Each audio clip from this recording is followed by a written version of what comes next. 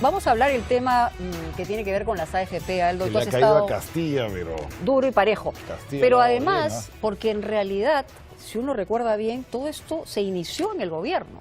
Y además promovido por el ministro de Economía y promocionado también por el entonces congresista Delgado. Jaime Delgado, todavía congresista, congresista oficialista. Entonces. Oficialista. Claro, y Delgado ahora dice que él no lo empujó. Pero bueno, la refinería ha hecho un mea culpa, pero ha dicho que él no se dio cuenta, que cualquiera se equivoca, pero en realidad ha nacido en Conchán, porque él organiza. Es verdad.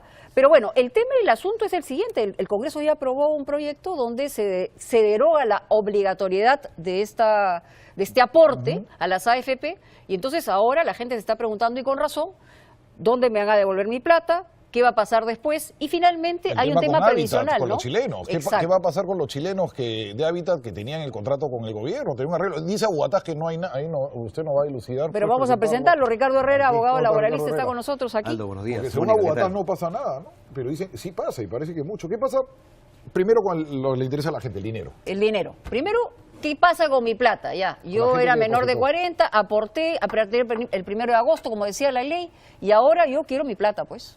Claro, no se sabe todavía qué va a pasar, porque el proyecto de ley no ha sido todavía materia de opinión definitiva por el Poder Ejecutivo. Puede vetarlo. Puede observar la ley. ¿Habría esa posibilidad? Habría esa posibilidad porque el segundo aspecto... O sea, yo sé que hay legalmente, pero me refiero a políticamente. Lo que pasa es que creo que es bien importante que el gobierno tome una decisión al respecto, respetando la Constitución. Ahora, el artículo... aclarar, sí. Si lo observa, el Congreso puede insistir y pasa por encima de la observación, ¿no es cierto? Claro. No es como Estados Unidos, que el veto es definitivo. Acá el veto sí se puede pasar. Correcto. No, claro, es una observación, así es. con ciertas rectificaciones o modificaciones. Y ahí yo aporté y no quiero, como independiente, no quiero seguir aportando, no me interesa.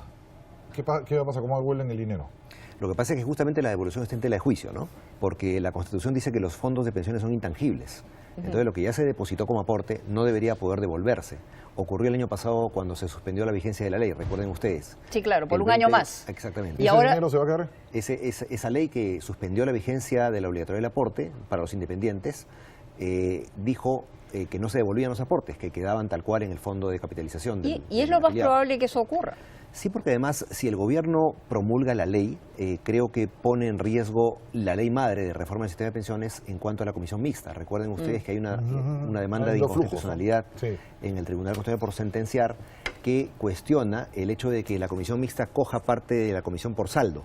O sea, se cobre algo del fondo de capitalización. Pero no tiene lógica esto, porque si yo no quiero aportar el resto de mi vida y he aportado pues 500 soles, porque esos 500 soles se van a quedar, no van a hacer nada, no van a dar una pensión. Claro. Pero entonces que me lo devuelvan como crédito fiscal. Al final, si no me van a dar dinero, que me digan, bueno, sobre tu impuesto de la renta del próximo año, el gobierno te descuenta esto. Claro. Yo creo que ahí quizás la respuesta la tenga el Tribunal Constitucional con esta sentencia que está pendiente, ¿no?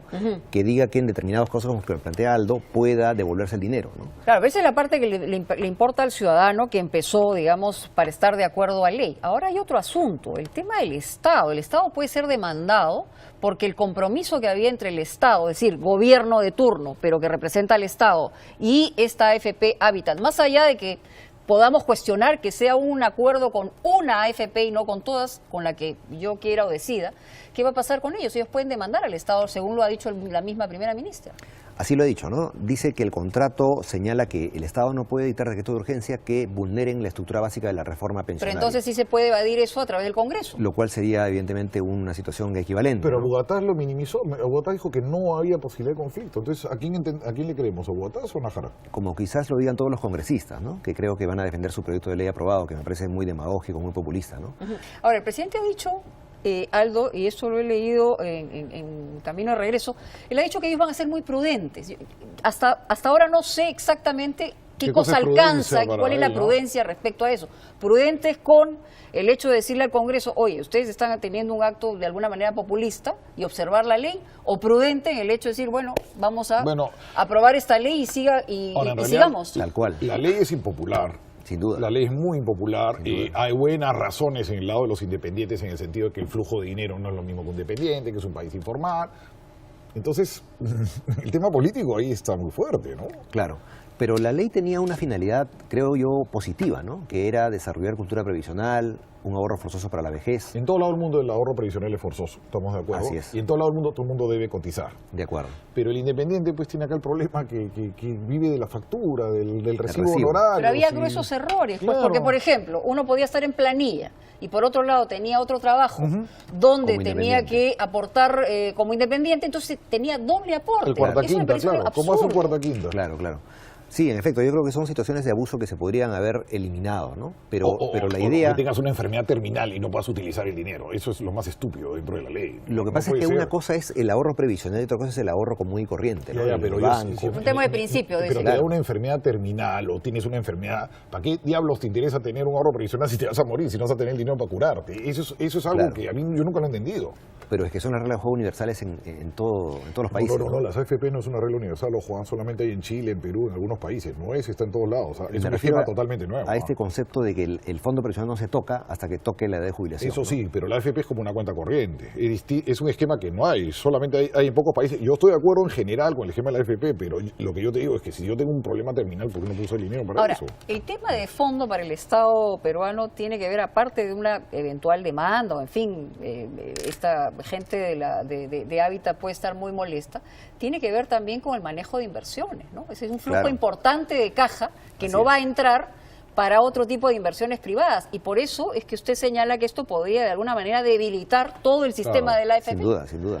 No es casual que de abril a la fecha, de abril del año pasado a la fecha, se han afiliado a la ONP el doble de afiliados a la AFP. Pero esa gente está cometiendo un suicidio, porque Por completo. eso no camina porque por la cuestión demográfica va a haber menos gente que va a aportar para pagarle la pensión a los más viejos. Así es. Y ya hoy en día la mitad de la pensión de la ONP es por impuestos. La mitad. O sea, ese esquema no da más. Y yo Así la es. pregunta que quiero es, en la experiencia que usted tiene como abogado laboralista, ¿por qué la gente confía ¿Y la ONP? en la ONP más que lo que puede confiar en una hasta empresa usan tu privada? plata. Acuérdense, Belaúnde hizo la carretera de Autopista Sur con el dinero de pensionarios, la ONP. Correcto. Puede O sea, venir los cualquier gobiernos vienen y toman tu plata. loco y agarra esa plata. Claro, porque el sistema se entiende mejor. Es Ah. más fácil comprender que llego a viejo, 65 años en adelante, Claro, ya. aporto 20 años Y y el Estado te va a dar. tengo una pensión entre 410 y 850 soles. Ya. Lo máximo. En cambio, en la AFP yo pregunto cuánto me va a tocar y hay una incertidumbre enorme. Claro, sobre porque el particular. dinero se invierte y años buenos, años malos. Pero Depende ojo, de 15 Tiene variables. riesgo, pero la digamos. AFP tienes una certidumbre. Entras con tu computadora y tienes tu cuenta. Pero estás pensando algo en la gente que entra a su computadora. O sea, pues, tú porque- sabes, pero es una cuenta de ahorros, tú sabes Sí, cuánto claro. dinero tienes, eso es una maravilla, porque la ONP es una cosa ciega, tú no Claro. sabes cuánto. Aquí tú dices, mira, tengo tanto, y vas viendo tu ahorro, ¿no? Pero hay que combatir ese desconocimiento, esa incredulidad Ahora, en el tenemos sistema. ¿no? un problema enorme que es adicional a todos los problemas económicos, que tiene que ver con este porcentaje de informalidad en el que vivimos. Entonces, esa es una sí, realidad claro. del Perú Ese es el gran que problema de hace, fondo. que hace que seamos tan distintos en pleno crecimiento, más allá de que se haya desacelerado o no, pero tenemos 60% de informalidad en la economía. Y siendo generosos, ese es Entonces, siendo Por eso, generosos, por eso es que claro. yo creo que antes de atacar este tema de los independientes, que son solamente 100.000 o 200.000 de un universo de 15 millones de trabajadores que tiene la PEA, Claro. yo creo que había que atacar el tema de lo que está previsto hace muchos años en la ley de pymes. Las pymes son las que más emplean trabajadores en el país. Y en la ley de pymes está prevista la posibilidad de crear un sistema de pensiones sociales, o sea, un sistema alternativo a las AFP para el trabajador de la micro y pequeña empresa, ¿no? Claro. Entonces, eso hay que implementar. Hay un tema de una realidad, me acaban de reconfirmar la información, hay 5,5 millones de afiliados en las AFP, pero cotizan 2,5 millones. millones, La mitad, o sea, la claro, mitad, claro. porque Eso la es correcto. gente... Se llevan la El plata los resto empleadores. entra y sale sí. de planilla, No, ¿no es cierto? porque O los empleadores se salen quedan del con el dinero en trabajo, efecto. ¿no? No, pero el empleado se queda con el dinero. Hay mucho ese robo. Eso también, eso es un... Que hacen que las ¿Cómo se dice tengan eso? 150.000 ¿Robo? juicios en el Poder Judicial para cobrar los aportes descontados pero no pagados, ¿no? Claro, Sin y duda. eso, y ahí también, ahí sí debería haber una auditoría enorme en relación a las empresas que se quedan con esa plata. Y el problema se repite en la ONP porque hay 3,6 millones de afiliados y solamente 1,5 aportan. Entonces, esa alta tasa de siniestralidad, entre comillas, de los afiliados que no aportan, configura pues la informalidad, ¿no? Ahora, ¿qué va a pasar de acá a 50 años si los independientes no cotizan? ¿Quién les va a pagar una pensión? Porque no se le puede dar pensión 65 a todo el mundo, porque eso viene de impuestos. No, pero eso acaba con un Siendo gobierno, bueno, se acabó, ¿no? siendo bueno pensión 65 creo que también genera un efecto perverso, ¿no? Que es que, a ver, si yo Sí. trabajo en planilla y me descuentan 13% para la ONP todos los meses de 20 años por lo menos, voy a tener de repente una pensión mínima de 410 soles. En cambio, el piso. Correcto. En cambio, si estiro la mano en pensión 75 a los 65 años y demuestro que estoy en extrema pobreza, me tocan 250 soles. No hay mucha diferencia. Y nunca me descontaron. Entonces, ¿qué es más rentable?